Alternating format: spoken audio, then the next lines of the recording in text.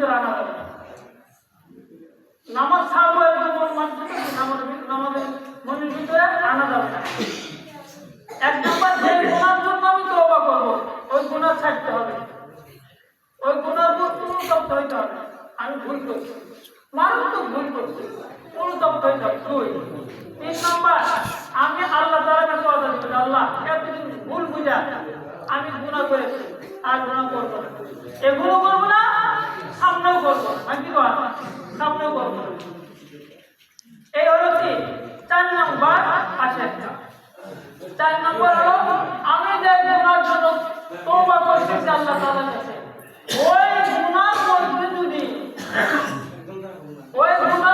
যদি আমার কোনো ভাইয়ের হক নষ্ট হয়ে থাকে তাহলে হকটা আদায় করতে হবে। ওই গুনার মধ্যে যদি আমার কোনো ভাইয়ের হক নষ্ট হয়ে থাকে তাহলে হকটা আদায় করতে হবে। এই 4টা জিনিস সম্মিলিত রেখে যদি আমি ওয়াদা দিতে পারি, তওবা করতে পারি, তাহলে একই বলা হয় তওবাতুন নাসুহা। আর এই তওবা করার পরে আল্লাহ রাব্বুল আলামিন আপনার আমাকে কি আমার তওবাগুলো কবুল করবেন। সময়ের শেষের দিকে আর 5 মিনিট আছে, ওই বইতে 5 মিনিট আছে দেখা যাচ্ছে।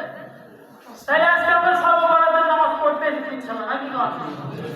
শবে বরাতের নামাজ আমরা কিভাবে পড়বো সেই নিয়মটা আমাদের জানা দরকার। যেহেতু এক সপ্তাহ পর আছে, আমাদের জানাটাই একটু দরকার ছিল। আগে আমরা এসে নামাজ 4 রাকাত পড়বো ইমামের সাথে, তারপরে 2 রাকাত সুন্নত শেষ করব। শেষ করার পরে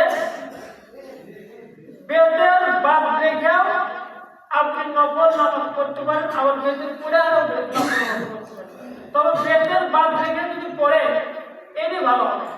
আর যদি এমন কোনো মানুষ থাকে যে বেতের বাদ রেখে পড়ে আমি চলে গেলে পরে আমি ঘরে পঞ্চে রাত চলে যাবো, তাই এর জন্য বেতের পড়ে কি নামাজ পড়া ভালো হবে। 2 রাকাত করে নিয়ত করবেন, লাইলাতুল বরাতের নফল নামাজ নিয়ত করবেন অথবা সুন্নত নিয়ত করবেন। এই সুন্নত আর নফল এক পড়তে নিয়ত করবেন। নিয়ত করে আপনি যে কয়েকটা পারেন ইনশাআল্লাহ পড়বেন। পড়ার পরে আমরা ইস্তেমাই ভাবে কয়েক মিনিটের পরে ইস্তেমাই ভাবে আমরা একটু দোয়া খায় করবো। যারা অন্ধকার কবর রয়েছে তাদের গুনাহ মাফ করে দেওয়ার জন্য দোয়া করবো, আমাদের জন্য দোয়া করবো। আচ্ছা, কবরস্থানে আমরা প্রত্যেক বছরই যাই তাদের জন্য দোয়া করি। তবে দেখা যায় কবরস্থানে হাদিসের মধ্যে আছে যে ধামধুম করে না যায়, একা যায় সবচেয়ে উত্তম। আর আমরাও যাই এরকম ভাবে, আমরা যাই একা দেওয়ালের কাছে ইনশাআল্লাহ আমরা দোয়া করতে দোয়া করব। আর নিজেদের গুনার জন্য কি আল্লাহ তাআলার কাছে মাফ চাইব, আল্লাহ তাআলা আমাদের গুনাহগুলো মাফ করবেন। আর